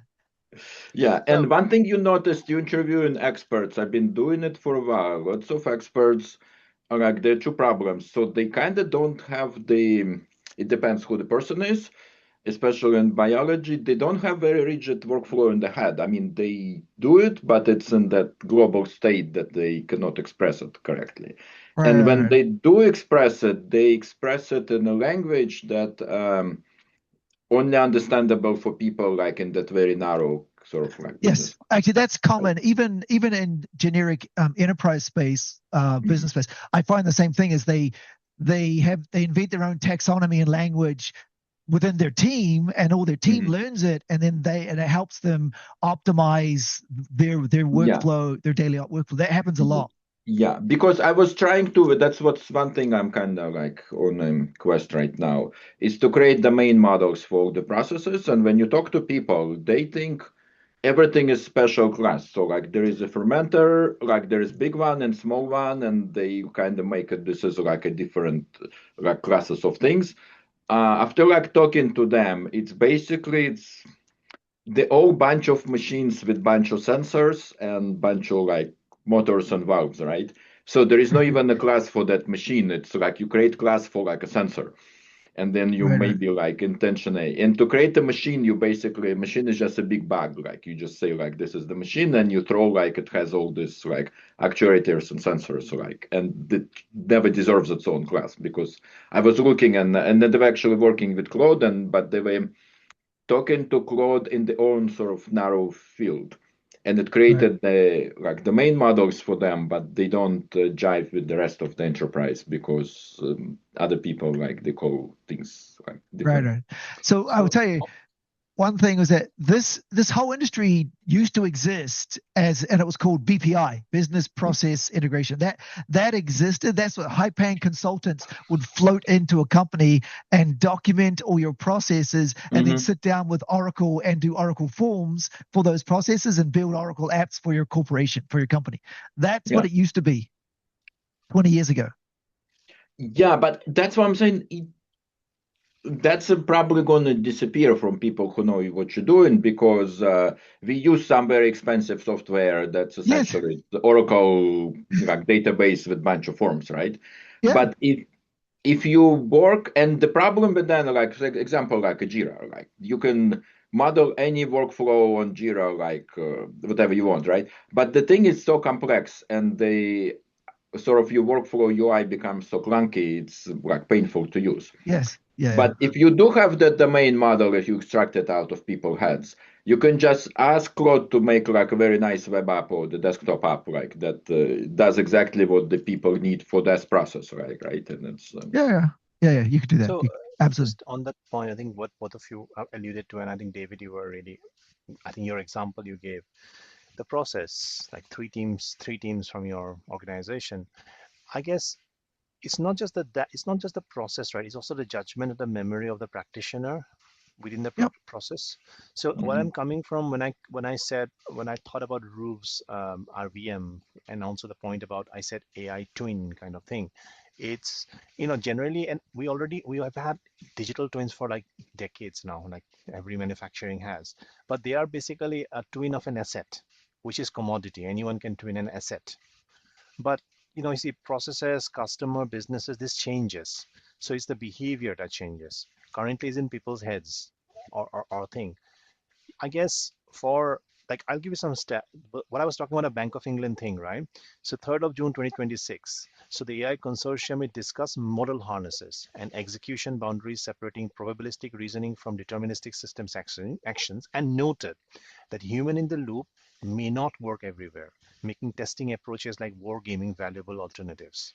The New York Department of Financial Services, I think this was put a circular letter number 7 that requires discrimination testing prior to putting AIS or AI systems into production and on a regular cadence thereafter. So insurers are trying to adopt it. So at the crux of it remains the processes in organizations, and also I guess the judgment and the memory of a practitioner. I Yeah. guess I was wondering, like, this is where the governance and the legal compliance things come in. What are you seeing there? Like, I mean, in Salesforce, you're saying you're taking customer workflows, the second brain, as we call, right? Yeah. So the couple of things, right? Ontology. So a couple of things is digital twins. So I had this epiphany a few years ago when digital twins started to be talked about a lot, was that the work I do in the enterprise space around agentifying workflows, I realized that there are these very few rare people in the companies that are subject matter experts about an entire part of the business. And what I was trying to do was create a digital twin of that person's brain and memory. And I thought of this concept of a digital twin for that person. That's a very sad, a sad result, because I'm basically taking everything that guy has generated over the past 25 years to become this expert in this company, and basically extracting it and creating an agentic system of him, and then giving him a pink slip saying thank you, here's your payout, goodbye, and then using that digital twin of him as many times as I can, and squeezing out like 100 times more productivity. That's how I thought about digital twin in this space, for sure. And I still think I still like that concept, although it results in a lot of people losing jobs, because you're digitizing really smart people within companies who hold and understand really big parts of the business. But secondly, governance relative to that is important, right? Because but what I find in a company like Salesforce is that and I've worked with a lot of banks, because I actually used to live in New York City, and I worked for all the Wall Street firms doing secret projects for them. So I know how they think about governance, and I know how their governance organizations work. The problem is that those governance organizations are so far away from those subject matter expert people and the digital twins that I'm building that they never speak to each other. They never know about each other. So the governance is happening at some other level in the company against other just sort of standardized processes that they're doing governance and compliance against, not against these new agentic subject matter experts that digital twins that we're building. So there's a disconnect between where the governance should be happening and where the governance actually is happening today. That's what I would say. So it's not, yeah. This is going to only make it more apparent. It was generally in organizations, this is hidden. Like you do an ISO 27001, most of these are tick box exercises, right? But then when we actually going down, I think the big thing that will come out is like, this is going to make things more apparent the more we want to adopt AI, and therefore we got to prove that it will align with whatever shape of this governance thing takes in. Otherwise, we'll always see this, I guess, chasm between a POC and a limited AI adoption for, Yeah, that happens. CRO, That those chasm happens all the time in Wall Street, and where Wall Street is, and where agentic systems are trying to be deployed, architected and deployed in Wall Street. There's this massive chasm between governance and POCs. Getting a POC on Wall Street into production and then getting it blessed by the governance and compliance teams, that is like a 12-month like event that every agentic engineering architecture team doesn't even want to think about. But it's you just can't. So what happens is that this is why most of the Wall Street firms are doing a lot of their agentic engineering and development themselves internally rather than use consultants, because they know how their governance teams works and they can grease the skids and make the governance happen faster rather than have a third-party consultant team come in and have to, and then you have to have someone brokering and having meetings, and it goes slower. So they're all doing their development internally because it's the fastest way to actually work with governance. But governance is like the last thing you think of. It really is. Security and governance are still the last things. Or security more so now is becoming more upfront, and RBAC and all that is becoming something to think more about it when agentic systems are being architected and POC'd and then deployed. But governance is still like the last thing, man. Even though they have a very, very heavy influence, it's just one of the last things. And it's a big barrier actually. So I don't know. That's just I see it a lot in Salesforce. Our governance teams are very powerful, and they have very strong influence and decision making power on everything actually. I see what it's coming as OB1, Dorsey's actual argument. That's pretty, if you see, I think you've changed the profile picture for that. Corporate hierarchy has always existed to solve one problem. Oh, you've changed it. Solve one problem. Routing information through organizations too large for any one person to oversee. If AI now does that routing, the middle of the org chart loses its reason to exist. True. Yeah. Yeah, but I must say, like EU AI Act, right? I mean, obviously it's been moved out from August 2026 for the human risk management aspects, technical documentation, human oversight to 2nd of December 2027, but it is coming. So I guess what I'm trying to say is that allude here is that the opportunity is in this space to find the concept, evolve the concept of an AI twin where you could backtest AI agents, take them through a certification process. So if you have an insurance, like today, I think many insurance companies you can call and the intake information is through an agent. So like, what is your name? Where did you have the accident? Or what did you lose? That is through an agent. But the actual claim handling isn't happening through agents. That's still manual. Underwriting and all of this, which can have an impact, is manual. But I guess that is what organizations want to go. But to do so, we have to be able to prove that if you certify claim agent 1, handling agent or claim underwriting agent 1, that has to probably back test against 2 years of data to say, did it behave as a human would have behaved? And how would we therefore, because there could be harm aspects from it. I think that is the area where I think this is where I thought RVM, like whatever we call virtual machine or whatever, I saw that having a fit.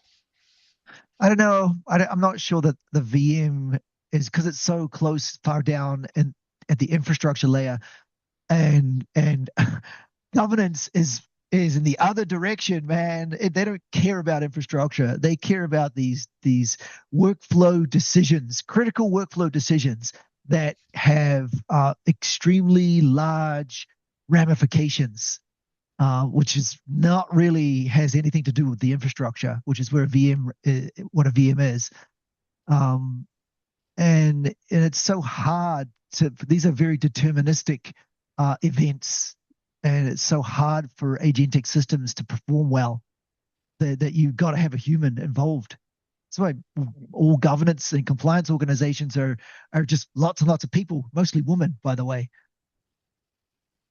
And all getting involved in how decisions were made. You got to today. One of the big things that are one of the key topics is being able to audit trail how an agentic system's what an agentic system's chain of thought and reasoning is, and why an agent an agentic system made a decision to go down a certain path and come up with a final deterministic decision.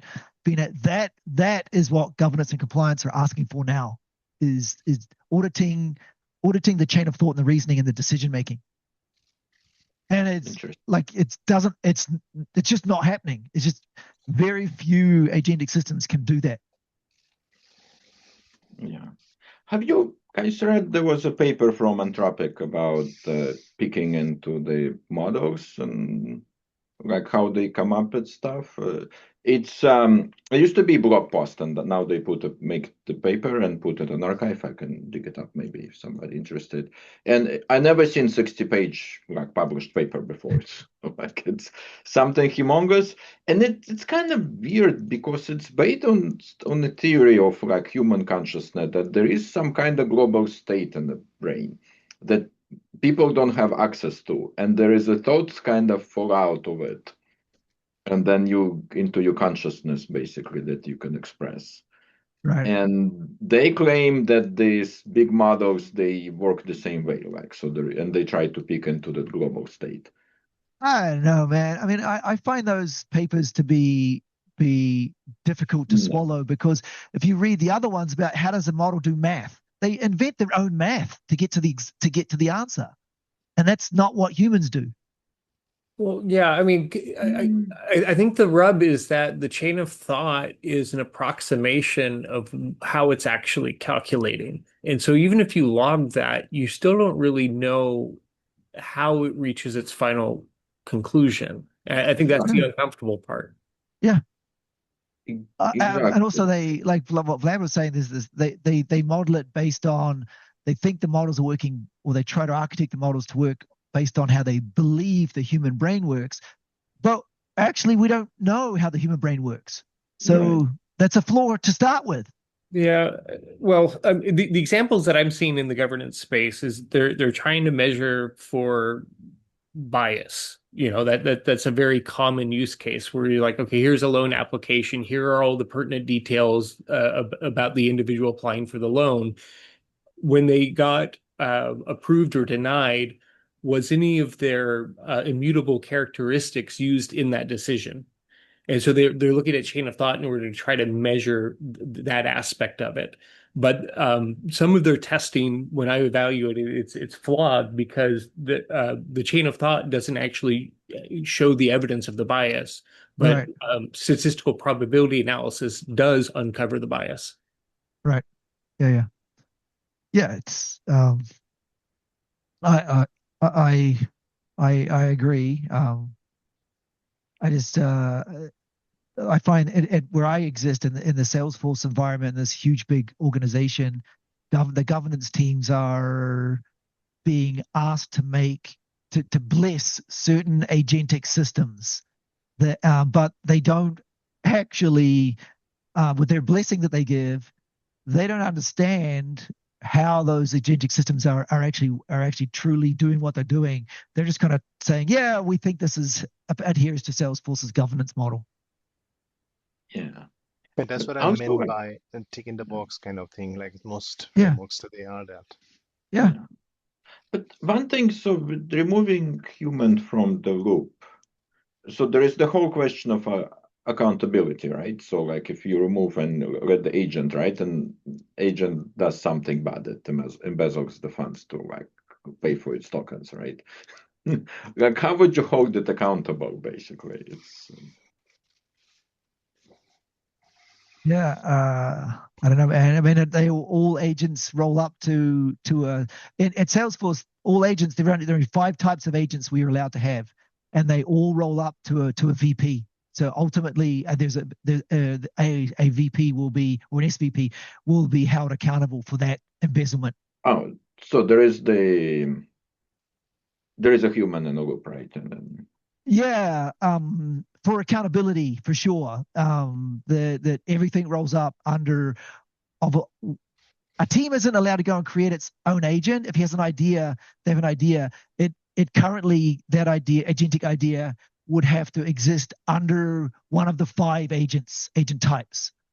And then in order to bring that agentic system to market and to build it and allocate resources and everything to build it, you have to pitch to that VP, and that VP has to say, okay, yeah, yes, I understand what this is. Yes, I agree that this should be part of my agentic purview.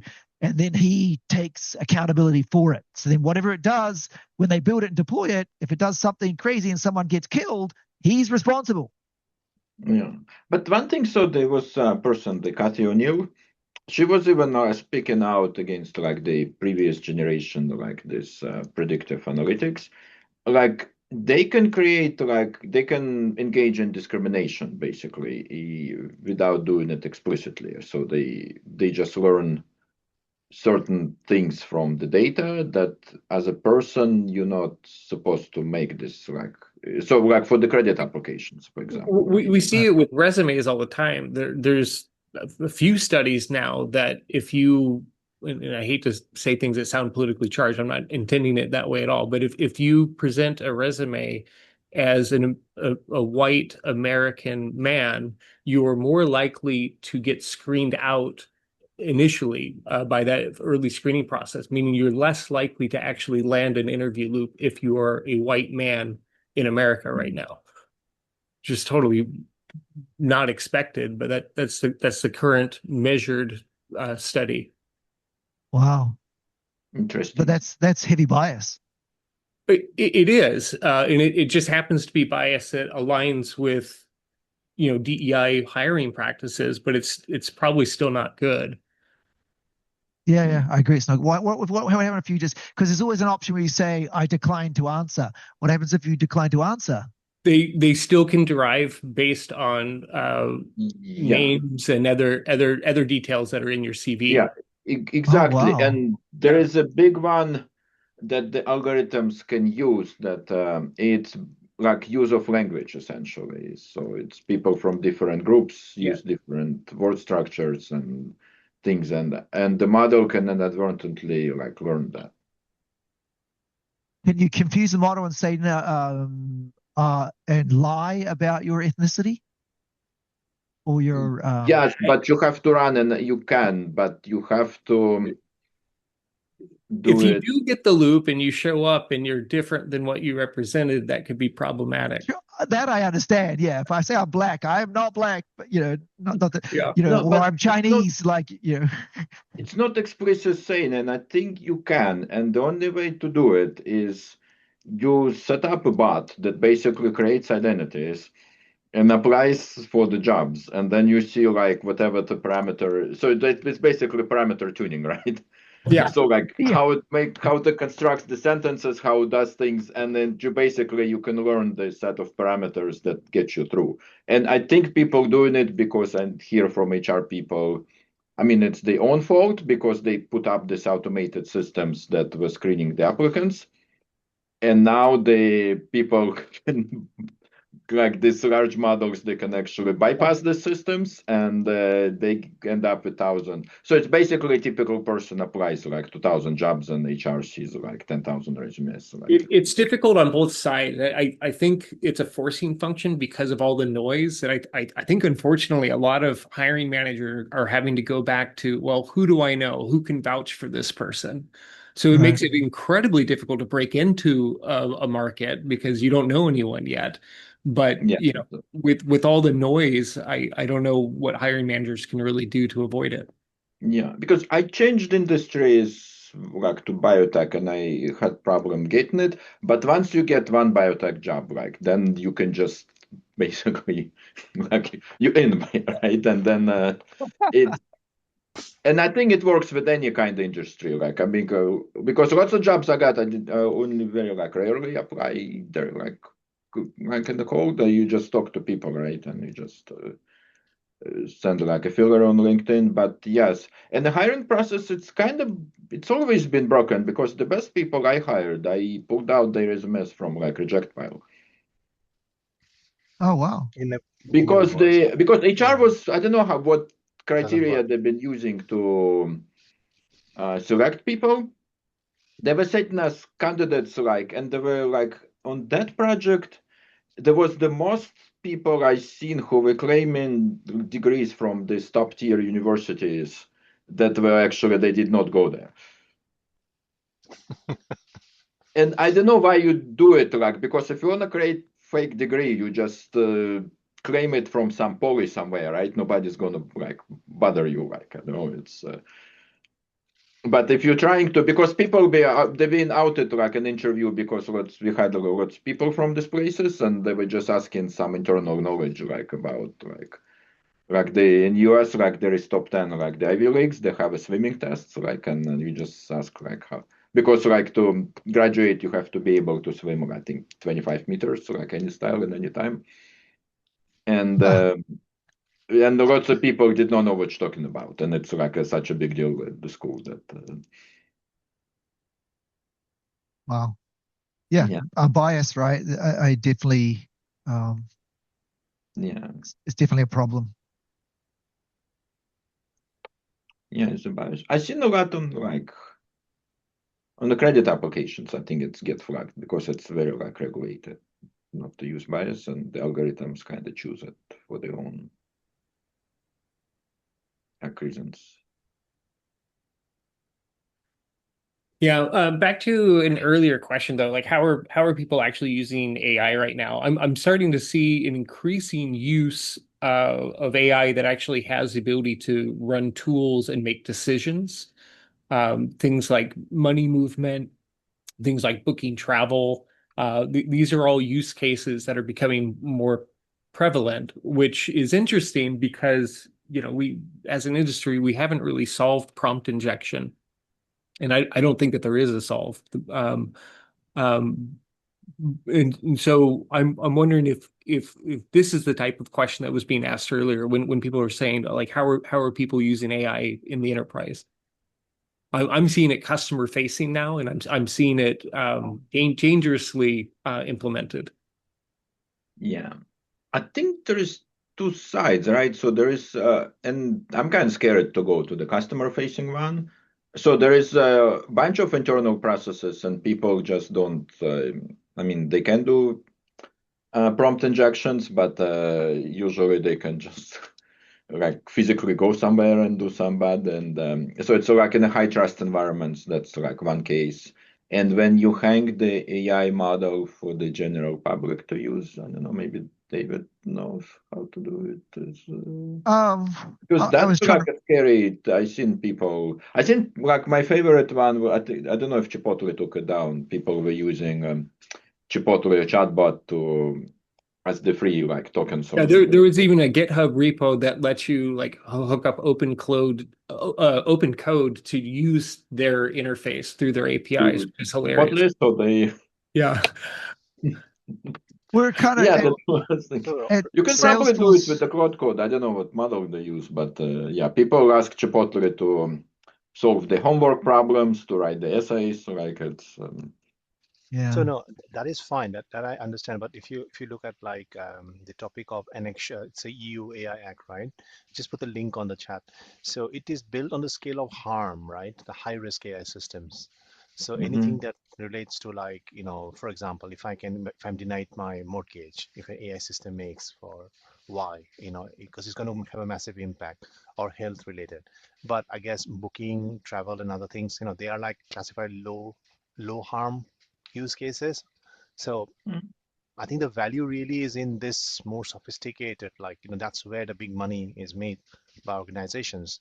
It is like, and I'm just going to relate that to this point about what Bank of England said there in that June's 3rd, 2026 thing. Is like the consortium is saying they seem to be realizing that, you know, human in the loop is not always possible in the Well, it future. doesn't scale.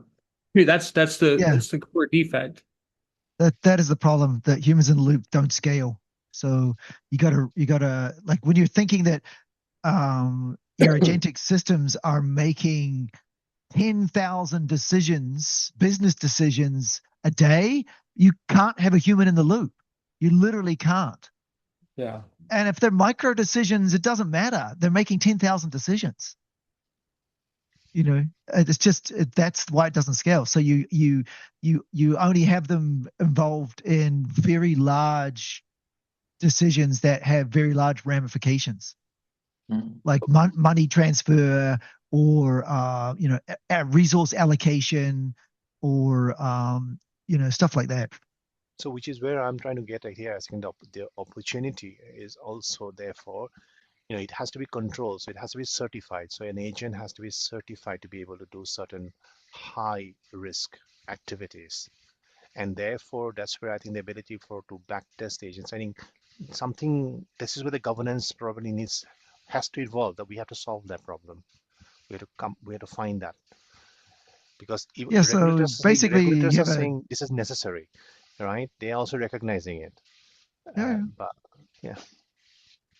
I kind of agree. At Salesforce, we're lucky and unlucky. We don't use a general purpose harness like Claude or Codex or something. We actually have our own harness, Agent Force, and we have Agent Script and Agent Graph behind that. And then behind that, we're using OpenAI models. So you can't do prompt injection into our system. Unless you're no agent script, and then it's hard to do that anyway because it's controlled in our harness. So Salesforce is kind of protected from that environment. Other companies, like one of our competitors, ServiceNow, does not do that. They don't have their own harness. They're actually using Anthropic as their harness. So you could do more damage in that environment, in a ServiceNow environment, but you can't influence the chain of thought and the reasoning and hack it in the Salesforce. It's nicely protected, but it's not very well known, right? Agentforce is only utilized by Salesforce's developer environment and internally by us and our partners. But that it makes it more secure because there's less prompt injection attacks. Yeah.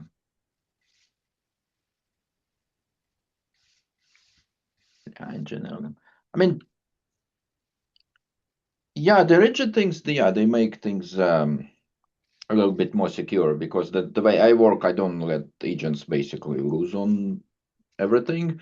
I make very specialized tools that they will not. They would prevent doing destructive actions, right? So, like, if you want to, like if you just want to read, like if it's read only, if you want to read the state of different machines, yeah, sure. Like, but if you want to play with the valves, like then they don't. So that's. Sounds like you're worried about them doing some serious damage, man. No, because we work this with its industrial settings, right? So we have this fermentation tanks, and they go from like 100 milliliter to like 50,000 liters. So if your 100 milliliter tank blows up, you just get to like mop it up and then you go with you there, right? If a 500 liter tank blows up, they close the facility for a week to clean it up. And I think if 50,000, so 50,000 tank, I don't know if you've seen very big brewery, or it's like yeah, I have, yeah, 6-story height. I mean the giant ones, like yeah.